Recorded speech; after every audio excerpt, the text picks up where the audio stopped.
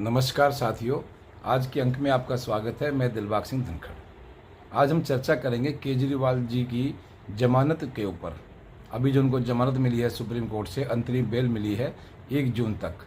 2 जून को उनको दोबारा से तिहाड़ में जाना है। आज इसी पर हम चर्चा करेंगे कि चारों तरफ, हर मीडिया में, हर चैनल में, हर यूट्यूब चैनल पर, हर तरफ आप देखेंगे केवल केजरीवाल की जमानत का ही मुद्दा चला हुआ है। और इसमें आपको एक चीज़ देखने को और भी मिलेगी कि हर कोई आज के समय में हमारे सुप्रीम कोर्ट को क्रिटिसाइज़ कर रहा है। ज़्यादातर लोग सुप्रीम कोर्ट की क्रिटिसाइज़ कर रहे हैं और कुछ लोग जो आम आदमी पार्टी के समर्थक है वो इसको एक बहुत बड़ी जीत बता रहे हैं। हर दोनों पक्ष का अपना देखने का नज़रिया बिल्कुल अलग अलग है।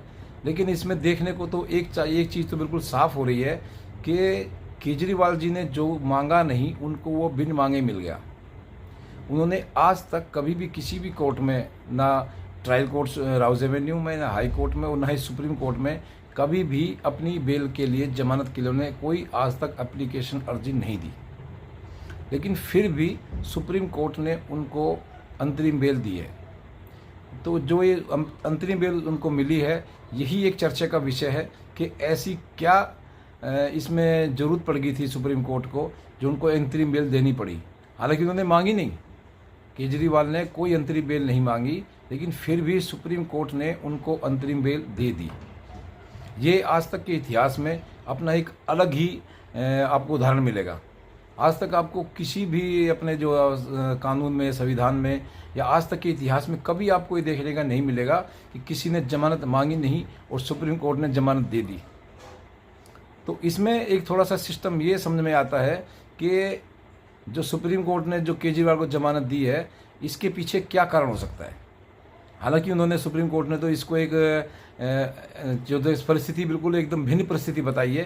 अगर भाई ऐसी परिस्थिति कभी नहीं हो सकती कि जो चुनाव का समय होता है, 5 साल में चुनाव एक बार होता है, और ऐसी परिस्थिति में इनको ये जो है बेल दी जा सकती है। हालांकि चुनाव में इस तरह की बेल देना, या उनको कोई ऐसा मौलिक अधिकारों का हनन नहीं हो रहा था जिससे कि सुप्रीम कोर्ट ने उनको ये बेल दी। लेकिन बात देखने वाली ये है कि ऐसी सुप्रीम कोर्ट ने इस तरह की क्या चीज़ उनको, ऐसी जो स्थिति बनी जो उनको बेल देनी पड़ी। तो मेरी समझ में तो जहाँ तक यही आता है कि सुप्रीम कोर्ट ने जो इस तरह का जो निर्णय लिया है, ये एक तरह से एक अलग ही जो कानून के ऊपर अलग ही बहस छिड़ गई है। इस मुद्दे पर एक अलग ही बहस छिड़ गई है कि ऐसा आज तक इतिहास में कभी नहीं हुआ जो कि इस तरह की कोई घटना हमारे जो है कि न्याय प्रणाली में आज तक की कोई ऐसी आपने घटना देखी हो।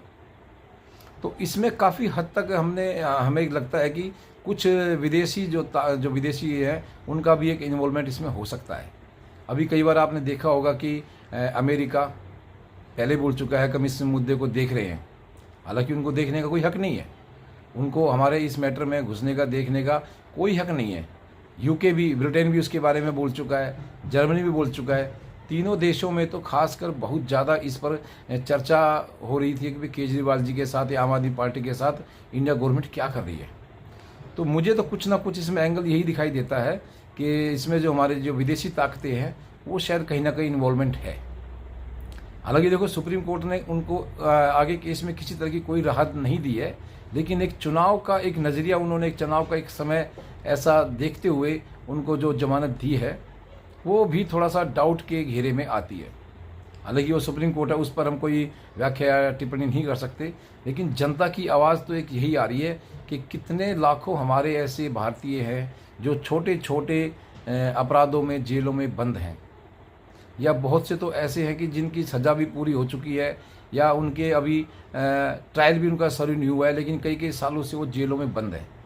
इस पर हमारे सुप्रीम कोर्ट ने कभी ध्यान नहीं दिया, हमारी किसी भी न्याय प्रणाली ने इस पर कभी कोई ध्यान नहीं दिया। हालांकि इसमें अगर इस तरह की कोई कार्रवाई अगर कोई किसी आम आदमी की लिखी जाती तो शायद हमारे देश में एक बहुत ही इसका भव्य स्वागत की तरह इसको देखा जाता। लेकिन ये जो एक निर्णय जो सुप्रीम कोर्ट ने लिया है अंतरिम बेल का, ये टोटली पॉलिटिकल से प्रेरित है।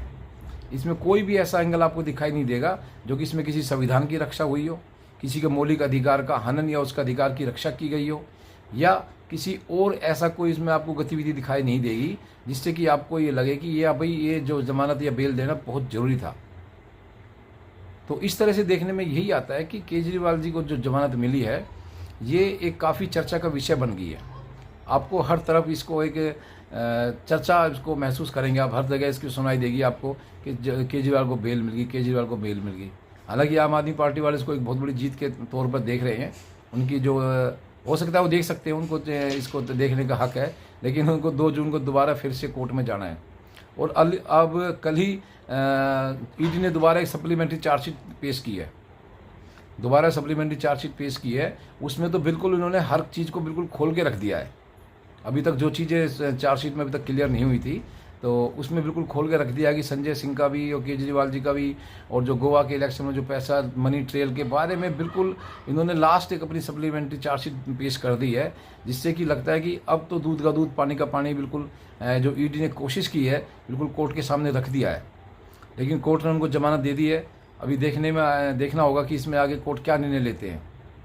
साथ ही जो हमारे एलजी साहब हैं, उन्होंने भी एनआईए की जो जांच की सिफारिश कर दी है केजरीवाल के खिलाफ, क्योंकि जो पन्नू का जो मामला था कनाडा में, जो पन्नू जो इसका एक वही उन्होंने हमसे वो आरोप लगाया था, पन्नू ने एक भाई केजरीवाल ने हमसे 133 करोड़ रुपए लिए, उस पर भी कुछ सघन जांच की आवश्यकता महसूस की गई। और उसकी भी एक जो हमारे एलजी साहब हैं दिल्ली के वी.के. सक्सेना जी, उन्होंने गृह मंत्रालय को सीबीआई की इंक्वायरी के लिए उन्होंने लिख दिया है। अब इसकी सीबीआई इंक्वायरी एनआई इंक्वायरी के लिए लिख दिया है। अब इसकी एनआई इंक्वायरी की जांच होनी बहुत ही समझे निश्चित हो गई है।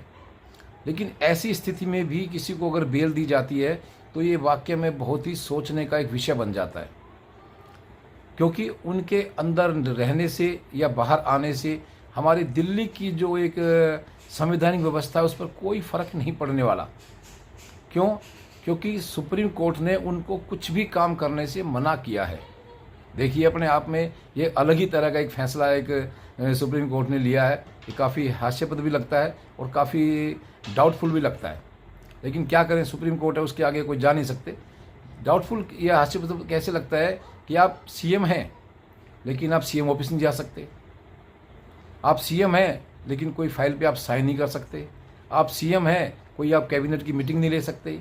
आप सीएम हैं, कोई आप निर्णय नहीं ले सकते। अब देखिए, इस तरह की जो जमानत दी गई है इतनी पाबंदियों की शक्तियों के बाद, इससे क्या महसूस होता है? इससे सिर्फ यही महसूस होता है, यही देखने में आता है कि ये सिर्फ एक राजनीतिक प्रोपेगेंडा के तहत इनको जमानत दी गई है। क्यों? क्योंकि इसमें सुप्रीम कोर्ट ने कहीं भी कोई भी चीज़ इस तरह से क्लियर नहीं की गई है कि भाई इनको ये सबूतों का अभाव इस वजह से जमानत दी गई है ना। उन्होंने सिर्फ ये बोला है कि भाई चुनाव प्रचार के लिए इनको जमानत दी जा रही है। ये एक विशेष परिस्थिति है, जबकि ऐसा तो आज तक इतिहास में पता नहीं कितनी बार हुआ है कि जो सीएम जेल में गए हैं उसके बाद भी इलेक्शन हुए, होते रहे हैं। लेकिन जो ये एक ऐसी व्यवस्था जो बनाई है केजरीवाल ने खुद बनाई। केजरीवाल अगर इस्तीफा दे देते तो शायद सुप्रीम कोर्ट को इस तरफ जाना ना होता। तो मुझे तो इसमें ये भी लगता है कि इसमें एक बहुत बड़ा षड्यंत्र भी हो सकता है। जो केजरीवाल ने जो इस्तीफा नहीं दिया, इसमें भी कोई ना कोई बहुत बड़ा षड्यंत्र हो सकता है, जिससे कि इस तरह से उनको एक छूट मिल गई, उनको जो एक थोड़ा सा राहत मिल गई है अपनी पार्टी प्रचार के लिए। तो इस तरह से देखने में ये आता है कि सुप्रीम कोर्ट का जो निर्णय है ये काफ़ी एक थोड़ा सा हर जगह पे चर्चा का विषय बना हुआ है। इस बारे में थोड़ा सा उनको डिटेल में और जाना चाहिए था, और थोड़ा सा इसको बताते, पब्लिक के सामने खोल के रखते अकबर इसमें ये चीज़ इस तरह से की गई है, इसलिए उनको जमानत दी जा रही है। क्योंकि जो उन्होंने एक तथ्य दिया है, जो आधार दिया है जमानत का, वो किसी को भी हजम नहीं हो रहा है। किसी को भी नहीं लग रहा कि भाई इस तथ्य, इस आधार पर भी जमानत दी जा सकती है। ऐसा तो कोई कानून में है नहीं कि भाई आप सीएम को प्रचार के लिए जमानत देंगे आप। तो ये तो थोड़ा सा कानून के जो लगता है कि थोड़ा सा किसी को भी एक ठीक नहीं लग रहा कि जो निर्णय सुप्रीम कोर्ट ने जो लिया है वो ठीक लिया है। हालांकि इसमें देखने को एक चीज़ और भी आ रही है कि जो हमारी जो सुप्रीम कोर्ट है उनका जो निर्णय ऐसे समय पे लिया गया है कि हाँ, उन्होंने सुप्रीम कोर्ट में एक ऐसा केवल एक थोड़ा सा ये डाउट किया कि भाई आपने इस टाइम चुनाव के समय इनको क्यों अरेस्ट किया। क्योंकि इसमें हालांकि इसने ईडी ने बता दिया कि हमारा तो 2022 से केस चल रहा है जी, ये पेश नहीं हो रहे थे, इनको 9-10 समन जा चुके हैं। ये डिले इन्होंने किया है, डिले हमारी तरफ से नहीं हुआ है। अगर ये हमारे पहले समक्ष पेश हो जाते तो शायद ये हम इनको पहले अरेस्ट कर लेते, या जो हमारा केस का जो काफ़ी जो लेट हो गया है ये काफ़ी आगे बढ़ गया होता। इस पर सुप्रीम कोर्ट ने कुछ नहीं बोला। इस पर तो सुप्रीम कोर्ट ने कुछ नहीं बोला। उनको केवल एक ऐसा इन्होंने एक उनको दिखाई दिया कि भाई इनके बाहर जाने से शायद न्याय लोकतंत्र की शायद जीवित रखा जा सकता है। लेकिन ऐसा नहीं है। और जो इस तरह का जो निर्णय लिया जाता है, ये काफ़ी समाज में एक थोड़ा सा एक वैसी भावना पैदा हो जाती है कि जो हमारा आम आदमी है उसमें एक निराशा की भावना आ जाएगी। उनको ये लगेगा भाई ये तो आम आदमी को, या सॉरी जो खास वीआईपी लोग होते हैं उन्हीं को सुप्रीम कोर्ट इस तरह की राहत देते हैं।